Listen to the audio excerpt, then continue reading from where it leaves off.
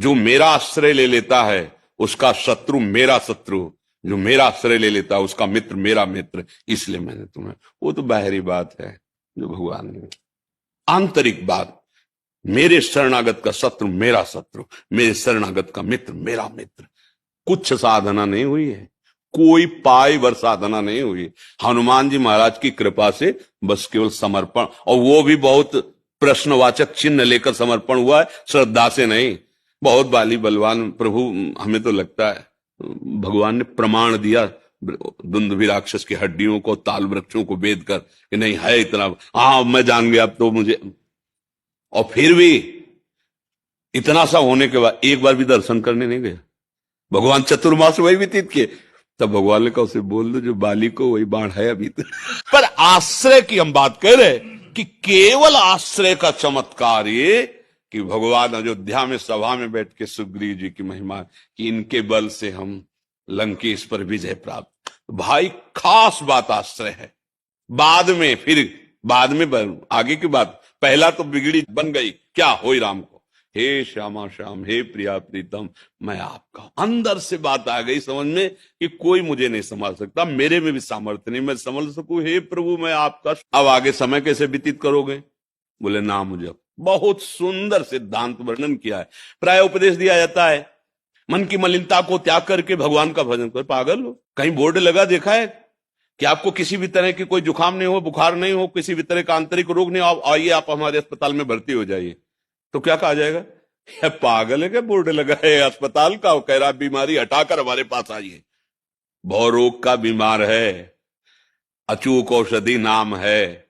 अब आप कह रहे हो कि ऐसे ऐसे त्यागो फिर नाम जप करो तब आनंद, नहीं, जैसे हो वैसे नाम जप करो सब त्यगवा देगा। यही औषधि तो काम करेगी, यही बल तो आपको देगा। इसीलिए गोस्वामी जी ने बाद में लिखा है तज कुसुमाज, लिखा है होई राम को नाम जप तुलसी तज कुसुमा, क्योंकि नाम जप से ही आपके अंदर वो बल आएगा जिससे आप कुमार्गगामी प्रवृत्तियों पर शासन कर सकोगे। और नाम जप तभी होगा जब आप अपने को असमर्थ मानकर, अपने को अशरण मान करके प्रभु की शरण में हो जाओ। प्रभु के शरण होकर उनका नाम जप करते हुए असत वृत्तियों का दमन कर दो, अभी आनंद की अनुभूति हो जाएगी।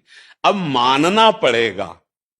अब हम कह दे कि 4 दिन भजन चलता है फिर छूट जाता है, तो कच्चा अभ्यास है, हमें हारना थोड़ी है। हम जितने समय छूट गया फिर पकड़ लिया। हम अभ्यास करते करते इस स्थिति को प्राप्त करेंगे। अभ्यास योग युक्तेन चेतसा नान्य गामिना, अन्य जगह जा ही ना पावे, हो गया भगवत साक्षात्कार। पूर्ण लक्ष्य अगर हम ठान लें कि एक क्षण भी भगवान को नहीं भूलेंगे, तो हमारे लिए ही सारी स्थितियां भगवान के लिए नहीं है। भगवान तो स्थिति प्रदान करने वाले, किनको, अपने लोगों को। जितनी ऊंची भूमिकाएं ज्ञान की भक्ति को सब अपने लिए हैं। हम समर्पण करें, हम निरंतर प्रयासरत रहे, तो ये असंभव नहीं है, ये संभव है। असंभव है माया भोगों में सुख प्राप्त करना, असंभव। जब से सृष्टि हुई तब से लगे आज तक हाथ कुछ नहीं लगा। असंभव है माया को प्राप्त करना, भगवान को प्राप्त कर ला ले, क्योंकि वो है को प्राप्त करना संभव नहीं। समझ आए, आज तक किसी को मिली, अनंत जन्म व्यतीत हुआ, असंभव। भोगों में सुख है, भोग लो, पूरे जीवन भोग लो, अनंत जन्म भोग लो, हमें पकड़ के दिखाना कि ये मिला है सुख। जब देखो तब खाली, जब देखो तो अशांत, जब देखो तो तृष्णा, जब देखो तो वही वासना का भूत। ये क्या है क्या? विवेक जागृत हो जाए तो अभी जागे जथा स्वप्न ब्रह्म जाई। ये जैसे स्वप्न में लड्डू खा रहे थे, जगे तो भूख लगी आई, तो लड्डू कहाँ है?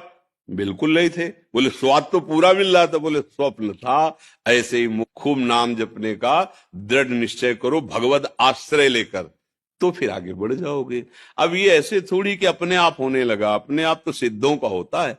जिन्होंने बहुत अभ्यास किया है, रो रो के भगवान से प्रार्थना की, तो नाम भगवान श्वासों में जिह्वा में आके बस गए। अब एक तार नाम चल रहा है, अब वो तो कमा लिए ना, उन्होंने तो अपना जीवन का लाभ ले लिया ना, अब वो तो चल रहा है, रोम रोम रग रग में नाम की शक्ति विराजमान है। तो अभ्यास, साधक को अभ्यास करना है। सिद्ध का स्वतः वो होता है, सिद्ध का होता है भजन, साधक को भजन करना पड़ता है, उसको अभ्यास में लाना पड़ता है। तो भगवान इसीलिए अर्जुन को कह रहे हैं कि आप अभ्यास में, हमारी प्राप्ति का सीधा उपाय भगवान कह रहे हैं, यो माम स्मृति नित्य शाह। शब्द देखो, मैं सुलभ हूं।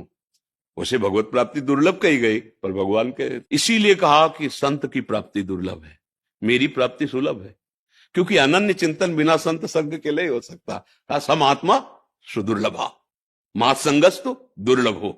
अगर महापुरुषों का संग मिल जाए और उनके वचन के अनुसार हम, निश्चित स्थिति आ जाएगी।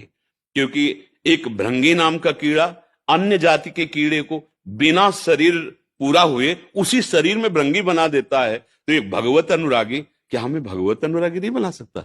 एक कीड़ा अपना स्वरूप प्रदान कर देता है, तो एक भगवत प्राप्त महात्मा क्या अपना स्वरूप नहीं प्रदान कर सकता? पर वो कीड़ा फिर उसी कीड़े का चिंतन करता है, भृंगी का।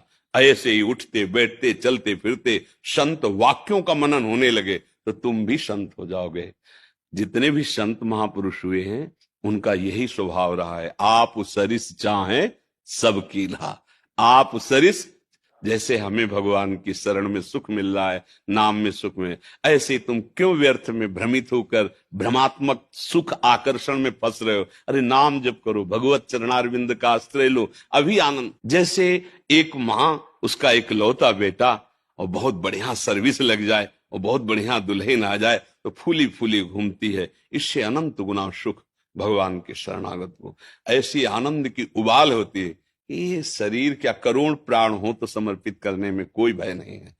अब वो केवल बातों से नहीं होगा, उसके लिए फिर हाँ निरंतर स्मरण परायण। सही कहते हैं, अगर भगवान की शरणागति ना होती तो आज हम भारी दुर्गति में जीते जी फंसे होते।